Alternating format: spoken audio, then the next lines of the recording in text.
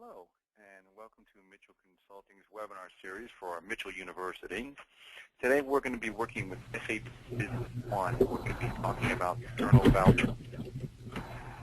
In SAP Business One, what we can do is we can actually take journal entries, save these before we actually post them. So let's talk about some concepts when we go through this. If we go into financials, we will see here that we have journal entries and journal vouchers. So put simply, a journal voucher is a journal entry that's saved in a draft form. This is SAP's way of saving it in draft form. Because it's saved in draft, we're not going to affect any general ledger, any historical data, and so on. If you know from working with SAP, we have the ability of doing this with all documents. So I'm going to show you what a save and draft is just real quick before we go on. So for example, let's say we're going to do an AR invoice. Let's open up an AR invoice. So here, again, if we create an AR invoice, and let's say we're going to do here for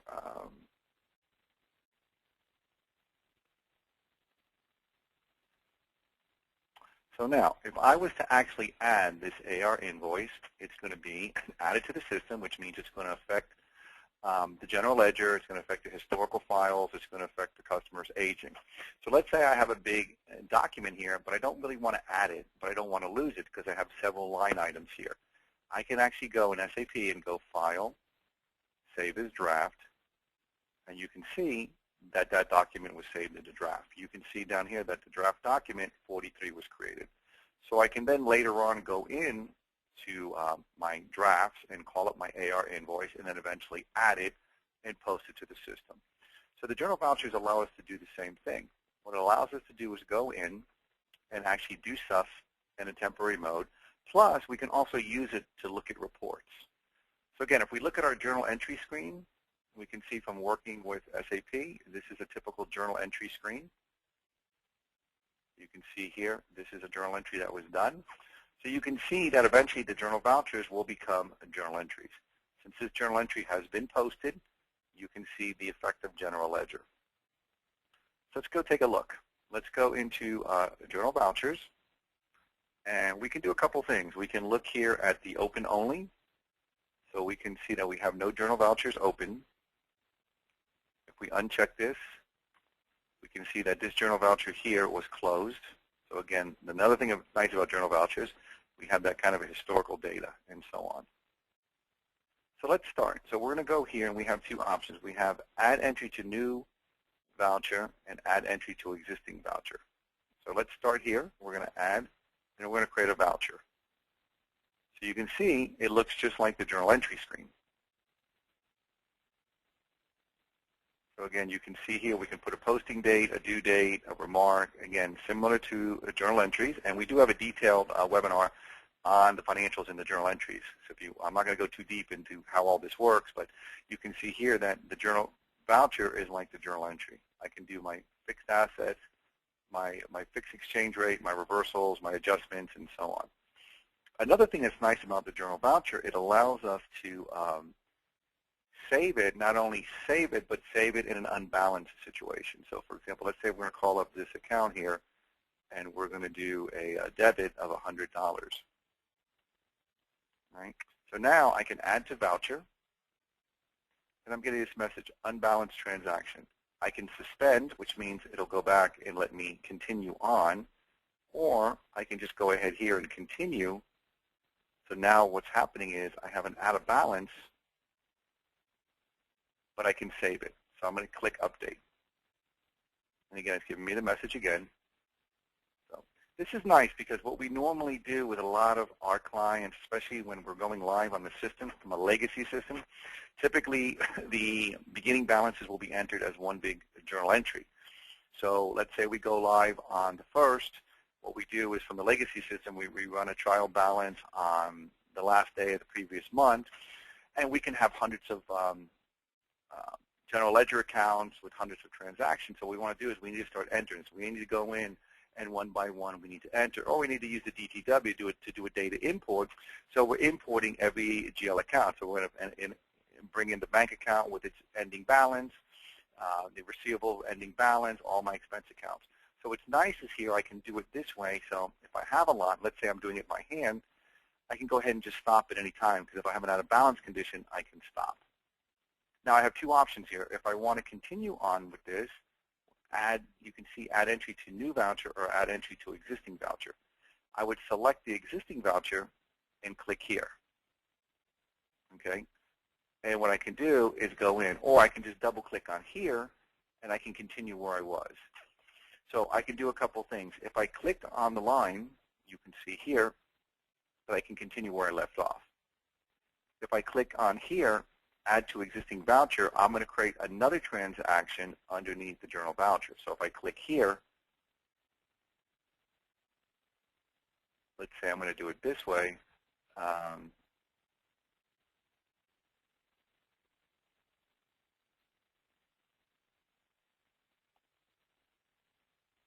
And again, I'm going to add to voucher. And again, I'm going to suspend that. Let's just go ahead and put in let's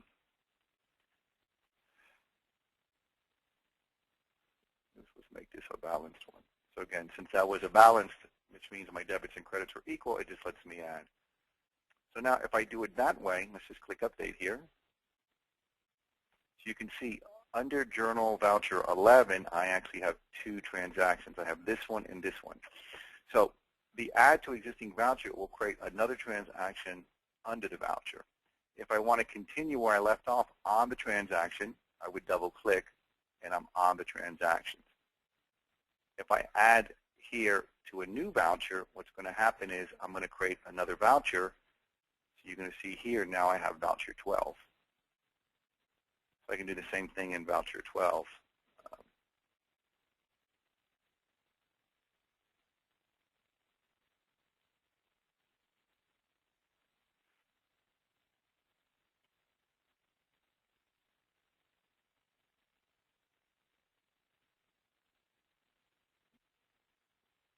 Yeah, I'm just going to click Update so I can save everything. So now, if I cancel out and go back in, the nice thing about it, and let's just move the journal vouchers here to the common area so we can get back to it. So now the nice thing about this is I can go where I left off, because before, if I was doing a regular journal entry, I would have to, my debits and credits would have to equal, and I would have to actually post it. So this is good when I'm doing this kind of stuff. This is used a lot, which is very helpful to create like a simulation, or you want to make some adjustments, but you don't know how they're going to affect, so you want to run these and enter them first and make sure everything's okay and then post them. So again, you can see that Journal Voucher number 12 has the one transaction here. Journal Voucher 11 has the two transactions.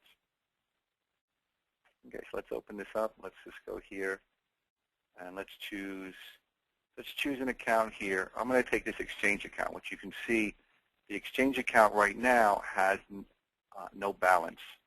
So we're going to pick the exchange account here, which is the 116 account. And we're going to go here and we're going to put, let's put 1,500. And let's just make this 1,500.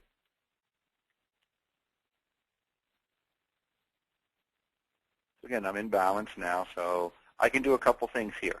I can actually, from this point right here, I can actually post a voucher from here, which is going to post everything on the voucher, or I can go to the voucher report and post it.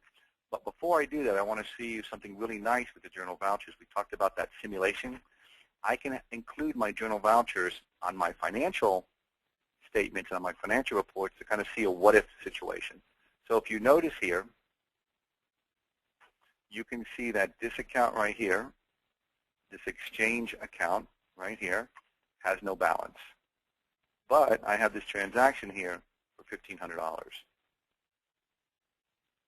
So let's go here and let's go to the financial reports. And let's go to financials. And let's just run a balance sheet. Okay. And you can see you have the option here for add journal vouchers. I'm not going to do it right now. I'm going to run this report. So I'm going to run it for the end of this year. Take note.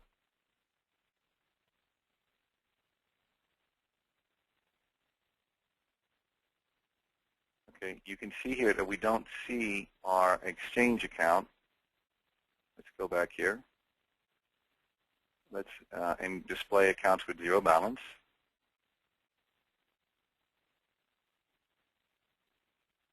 Make this a little bigger so we can see.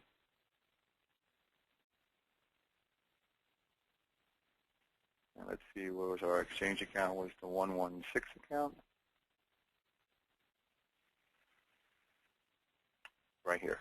So you can see our exchange account has no amount, right? It's zeroed out. So now I'm going to go back. I'm going to run the same report, but I'm going to say add the journal vouchers. I'm going to run this report again.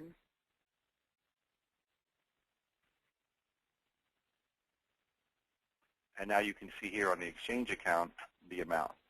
So one of the nice things about that is to do that kind of stuff, and I've used that before, especially when we have clients that, let's say their inventory, they need to do a lot of reconciliation. They're out of balance, they need to have it reconciled, so let's say their inventory cost of sales is out for several months. And this actually, I did this for a client. They were out of balance for like 5 months.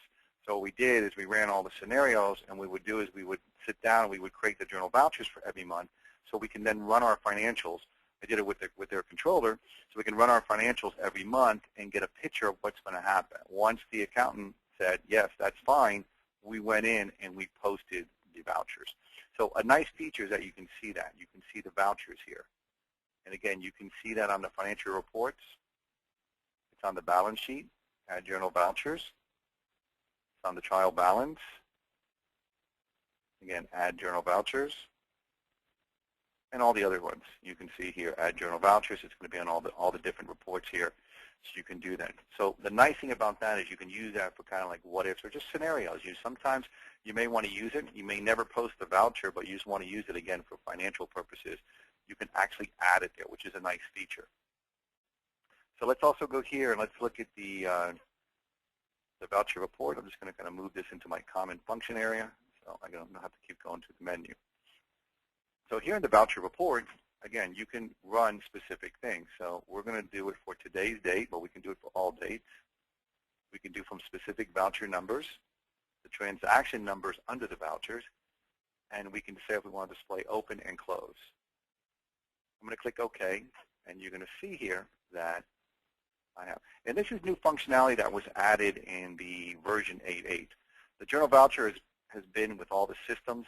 If you're working with SAP 2007, the 8.8s, and here on the version 9.0. But this voucher report was added in the version 8. This is nice because it gives you the flexibility of choosing the ones you want.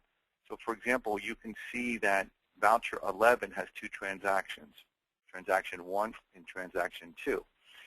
The old from 2007, if you went to the journal vouchers itself and you click this and you go to post, it's going to post everything, so it doesn't give you the flexibility of looking at what's going on without opening it. You're going to post the voucher. The report itself gives you some flexibility on what you want to post. So again, let's go here. Let's clear out this date.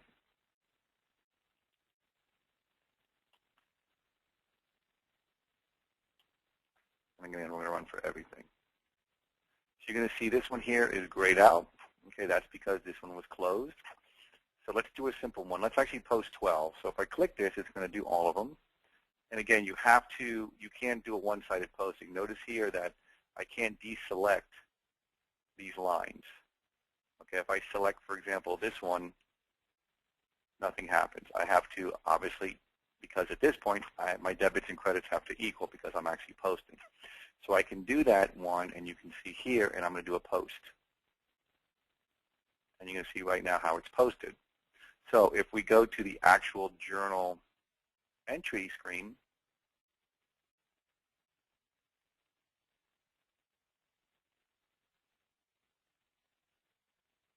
open up the journal entries, and let's look at our last journal entry. Okay, you can see now that it created the journal entry. And you can see where the journal entry came from. You can see here is the journal entry I just did. You can see the source code is JE, but what's nice, it lets me drill into the journal voucher. So you can see here that when it's this way, as opposed to a, let's find one that's just a regular journal voucher, if I have any. You can see here that this was a journal entry done directly to the journal entry screen. Because it was done directly here, all right, what's happening is you see the origin is JE, but you don't see the golden arrow, the yellow arrow, the drill down, because this lets me know that this was entered directly through this journal entry screen. I didn't use the journal voucher. If I look at this journal entry, you can see here that the origin is still JE, which is a journal entry, versus this origin here, which was a delivery. You can see DN, and it opens up the delivery ticket. You can see here that it's JE, but because I have this, I know exactly where it came from. So this journal entry came from a journal voucher. So here it is, number 12, and I can double-click, and I can see the journal voucher as well. So that's a little functionality that was added in the 8.8 versions, so you can get this information here. All right? So that's kind of how the journal entries, the journal vouchers work. It's very nice functionality. Let's just kind of repeat what we've done and kind of go over what we've done. We can see here that when we do a journal voucher, this is SAP's way of taking a journal entry and saving as a draft. I didn't show you that, but if you go into a regular journal entry, here you don't have the ability to save as draft. You can see it's grayed out. Save as draft is SAP's way of storing it temporarily. You saw the example I did with an AR invoice. I can save as draft, which means I'm not affecting anything, and I'm going to come back later and then either complete it and then add it and so on when it comes to a document. Here, the journal voucher lets me do that. If you notice the journal entry screen, you can see here is the same as the journal voucher entry screens. You can see they're the same. You have this, the numbering, the posting date, the due date, the doc date. Again, all the information here. If you want to work with templates and so on. If we look at the journal vouchers and we open up one, again, we're looking at open only here, so we're just seeing this one here because we posted 12. And again, you can see that the journal voucher looks just like the journal entry. Again, you have the posting date, the due date, the doc date. If you want to create a reversal, you can do an adjustment to the 13th period. You can fix exchange rate, automatic tax. And again, all your information is here. You can see everything here within the system. So again, to create a journal voucher is relatively simple. What we do here is we have right now Journal Voucher 11. So I have a couple options. If we want to edit one of the transactions under 11, we just double-click on it, and we can continue on. So if we want to go here and put another account, let's say in the case that we were entering our trial balance, and we did it, we had 50 accounts, so we did a few, and we just want to continue on. Plus, the nice thing about, another thing about the journal voucher is you can be what they know as out of balance. You can see here my total debits are 35. My total credits are 15. I have an out of balance condition of $2,000. I can still update this. It's going to give me the warning. If I click continue, it will save it. If I update it, again, it'll give me the warning, but I can continue. So what's nice about that is if I have a detailed journal entry I have to make, I can actually work through it. I can stop, come back, and go back in. And once I double-click on it, you can see here I would just continue on. If I want to add a new transaction to an existing voucher, I choose this one, Add Entry to Existing Voucher. What this will do is you can see we have two transactions. If I click this, you can see it opened up Voucher 11, but it's going to create transaction number 3. If I want to start a whole new voucher, for some reason, I would just go here to Add Entry to New Voucher. So you can see this is 11. I'm going to add new. It's going to go to 13 because we posted 12.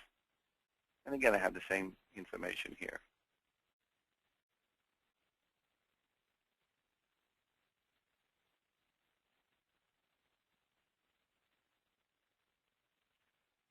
I don't know how many accounts I start with a 7.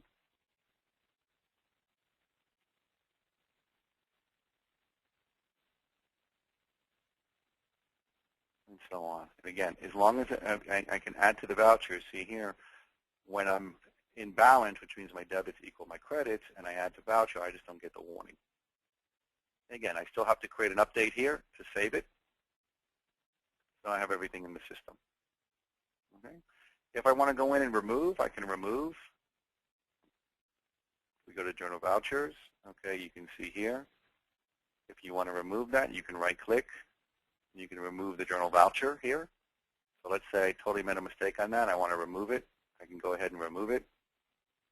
It's going to ask me, do you want to remove the whole voucher? If I say OK, you can see that voucher 13 is gone.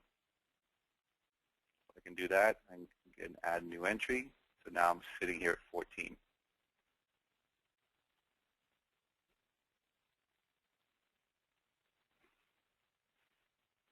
Let's just put another one in.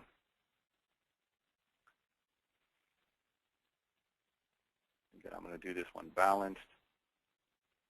Again, add to voucher. And you can see now I have 14 with the 1, and I'm going to update. And you can see the operating is successful. So we have all this stuff. We can look at here. We're looking at open only. So if we click on this one, now we're looking at 10, which was closed. 11 is still open. 12, which was closed. 13 is no longer here because 13 was removed. It was deleted. So there's no record of 13 because we didn't save it. So we have 10, 11, 12, and then 14. Again, open versus closed. So typically we come in here, we want to look at open only. Right? So we have them here.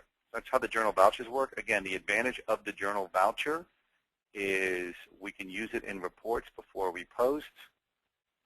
So let's see if I still have that one. Yes, we still have the exchange account. So you can see here that if I look at the balance of the exchange account right now, it is 0. But I have this Journal Voucher, which is a credit to the exchange account for $1,500. Again, that allows me to run my reports.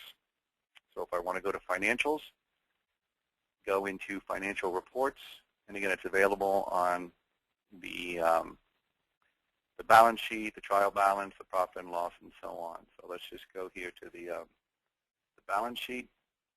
You can see here we're going to display accounts with 0 balance, and we're not going to add the Journal Voucher. So by doing this, you're going to see here that the exchange account is right here, and there's no balance because there's no balance in the account. But we want to do our little what if, and let's add that Journal Voucher. We go back now,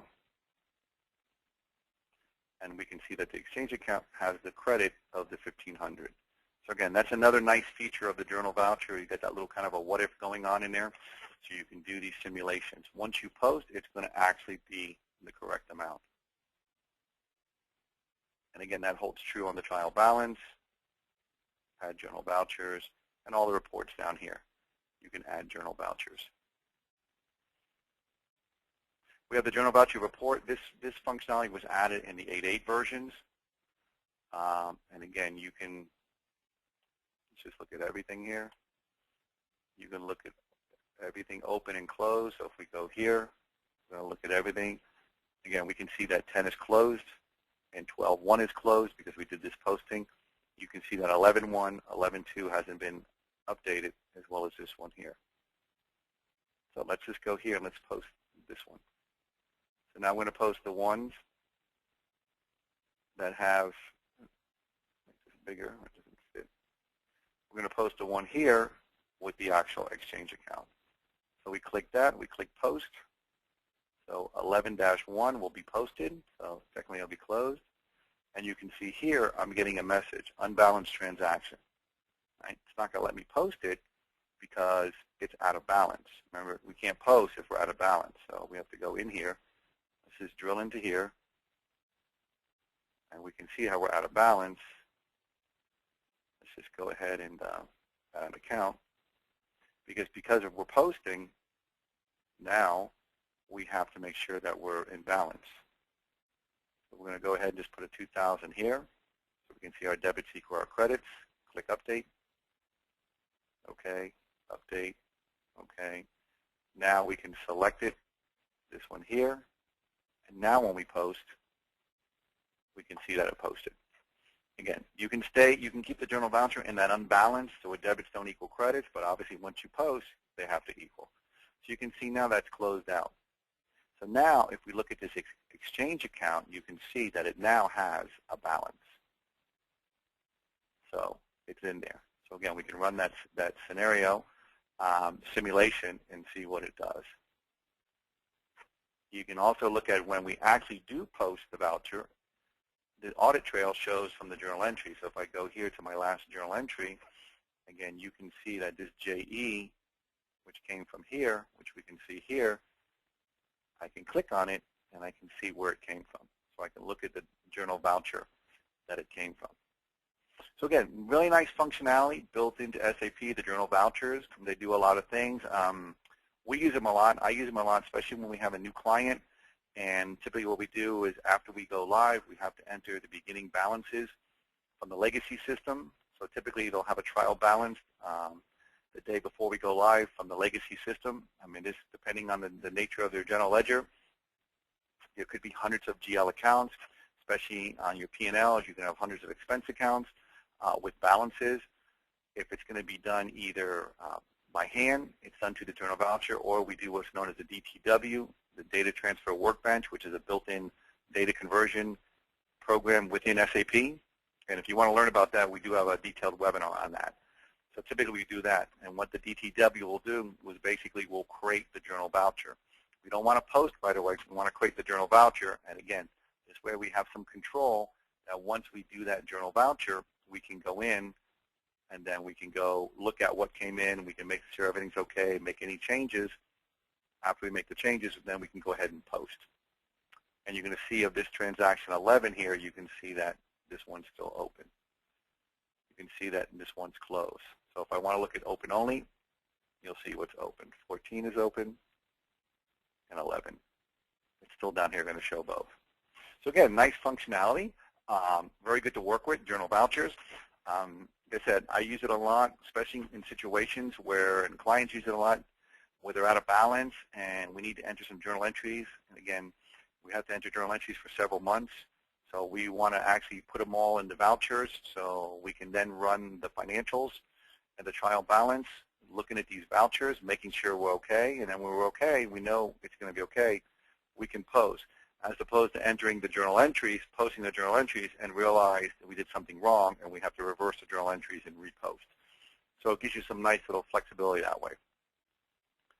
Okay, well that concludes our webinar today. Again, this webinar is being recorded. It'll be available on our website. You can visit us at www.mitchellgroup.com to view this as well as the others in our training series. And we thank you for your time.